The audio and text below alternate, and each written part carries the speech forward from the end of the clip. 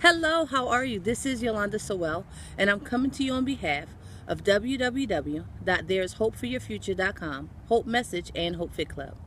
It's been a long time since I posted a video.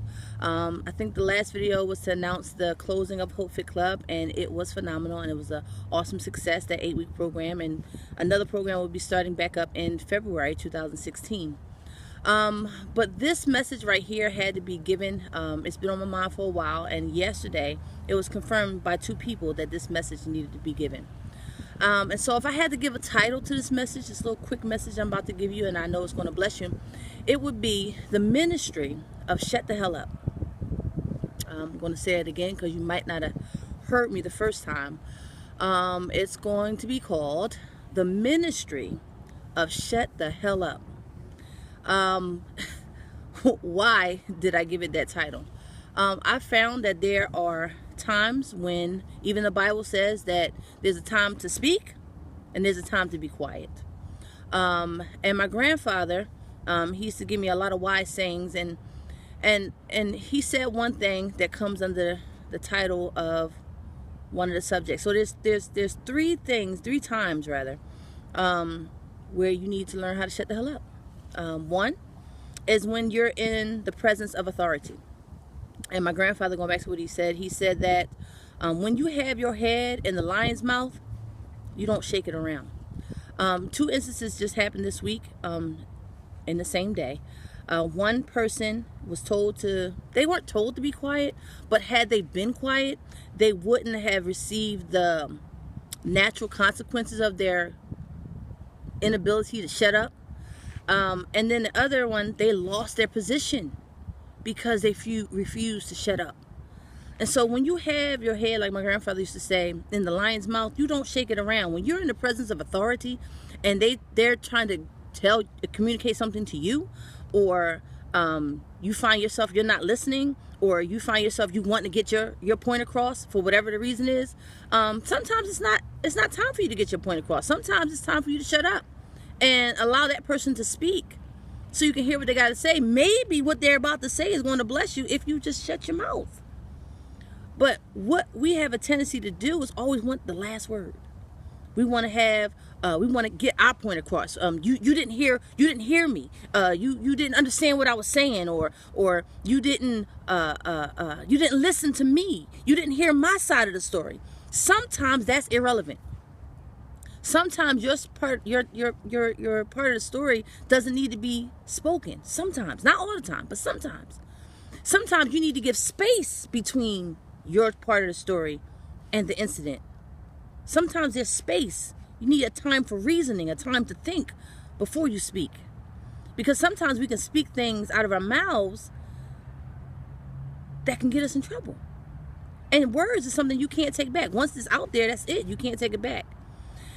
And then there's another time where you're supposed to be quiet, when the words that are about to come out of your mouth can hurt someone. When you know what you're about to say is going to offend, wound, or hurt someone, you need not to say it. That's the time when you're angry. So basically what I'm saying is you don't speak out of anger. Again, you give yourself space between the incident and your response to the incident. That's another time for you to shut the hell up. The last incident that, or time and place where we need to learn how to shut up, is when you're in the presence of a loved one, and you know it's something that needs to be said to them, but you might have to do what I do, is you might have to put a bow on it. You might have to wrap it up in a fancy package and tell them in a way that they're going to receive it. Another thing my grandfather used to tell me is that you can catch more flies with honey than you can with vinegar. And so sometimes you got to step away from the situation, right? Think about it. Think about the sweetest, nicest, kindest way that you can deliver that message, in a way that even if you receive the message, you will receive it, right? Because sometimes people can talk to you, but you can't really hear them because they're so rude or disrespectful. You know, that's our number one defense. Oh, he was rude to me, and what he said, I didn't even receive it. I got you. I'm feeling you.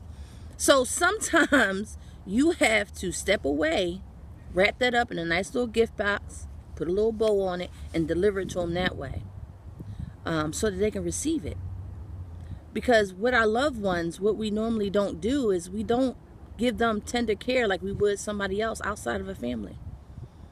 And so this message again is titled The Ministry of Shut the Hell Up. In ministry is about serving people. And so you might be asking, well, how is shutting the hell up a ministry? It's a ministry because you could be serving yourself or you could serve the other person. How can you serve yourself? You can serve yourself by saving your reputation. Because see, here's the thing. Out of the heart, man speaketh anyway. So if you give yourself time and space, then you can possibly change your heart before you speak stuff out your mouth that's going to define who you are. Right? And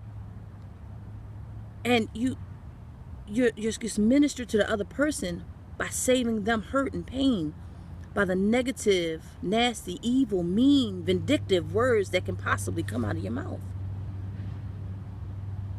It's not always easy. Sometimes you have to hold your peace and let the Lord fight your battles. It's not easy. You know, I've heard some people say, I bit my tongue so hard it was bleeding. Sometimes you're going to have to bleed.